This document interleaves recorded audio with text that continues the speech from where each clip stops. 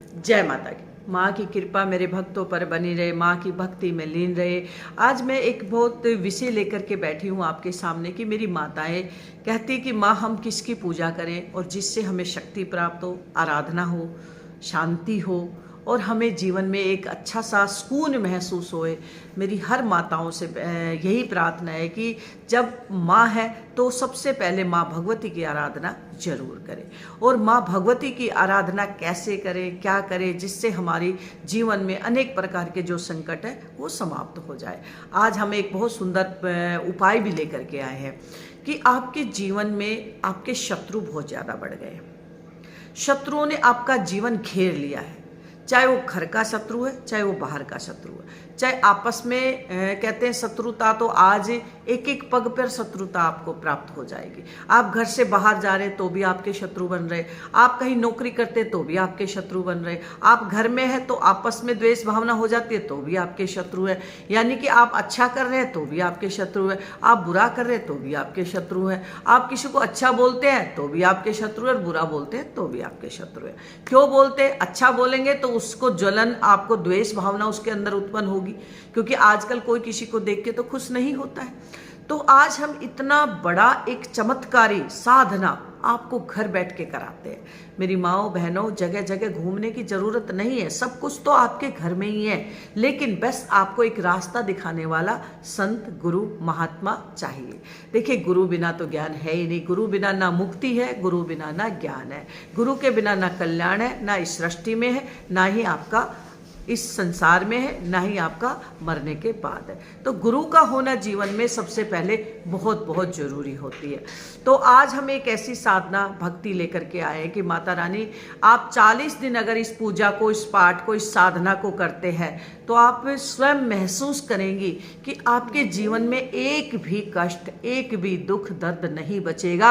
अगर कोई कष्ट होगा तो उसको सहने की शक्ति आपके अंदर आ जाएगी, और कितना भी भारी कष्ट क्यों ना हो, धीरे धीरे उस कष्टों से आपको मुक्ति मिल जाएगी। अब आपको क्या करना है? सबसे पहले सुबह नहा धोकर के स्नान करें और आप अपने मंदिर में बैठ जाए। दुर्गा माँ की तस्वीर हर घर में होनी चाहिए, क्योंकि माँ की पूजा, दुर्गा माँ की ही पूजा घर में सबसे ज़्यादा हम शुभ मानते हैं। और वो एक हमारी माँ साधना की माँ है और माँ घर में शांति देने वाली माँ है। तो दुर्गा माँ की तस्वीर घर में रखें।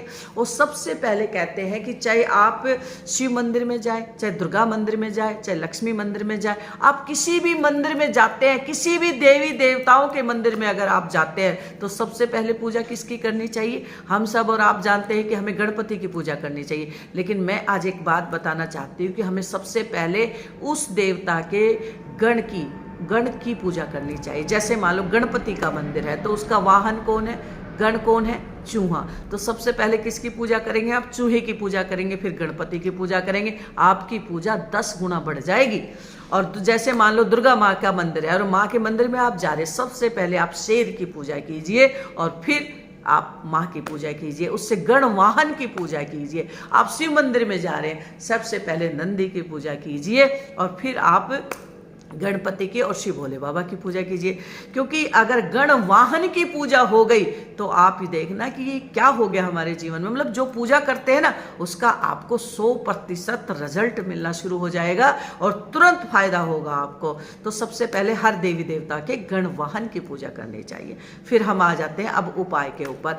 आप अपने मंदिर में बैठ जाइए, आप अपने आसन, अपना आसन अलग रखिए, हर किसी के आसन पर आप ना बैठे। जो भी पूजा पाठ 40 दिन का ये जो पूजा ले रही है मेरी माताएं बहनें, तो अपना आसन अलग रखें, आसन पर आप बैठ जाइए। आप शुद्ध रुद्राक्ष की माला लें, उस रुद्राक्ष की माला को गंगा जल से आप धो लें और माँ के सामने दुर्गा कवच का पाठ करना शुरू कर दें। 40 दिन आपने दुर्गा कवच का पाठ करना है और मेरी माँ को 7 लौंग और 7 लौंग माँ के चरणों में रखनी है, 2 लौंग माँ के चरणों में अलग से रखनी है। जैसे 7 लौंग तो 40 दिन माँ के चरणों में रहेगी और वो 2 लौंग आपने उठा करके आपने ग्रहण करनी है। आप सब्जी में डालें, अपने भोजन में डालें, अपने पास रखें, जैसे मर्जी रखें। तो हर रोज आपने 2 लौंग को उठा लेना है और 7 लौंग एक ही बार चढ़ानी है और 40 दिन तक रहेगी। दुर्गा कवच का आपने पाठ करना है। आपको साधना, शक्ति, भक्ति और आपका जो भी जीवन में उथल पुथल चल रही है ना, ना, मेरी माताओं बहनों के लिए एक विशेष पूजा मैंने आज बताई है कि माँ बहन, ये विशेष पूजा अगर आप अपने घर परिवार में शुरू कर देंगे तो पूरे परिवार में खुशियाँ आएगी और आप अपने लिए स्वयं कुछ कर पाएंगे। जीवन में आपको तरक्की मिलेगी, संपूर्ण काम बनने शुरू हो जाएंगे, भक्ति का रस आएगा, दुर्गा माँ का आशीर्वाद प्राप्त होगा। जय माता दी।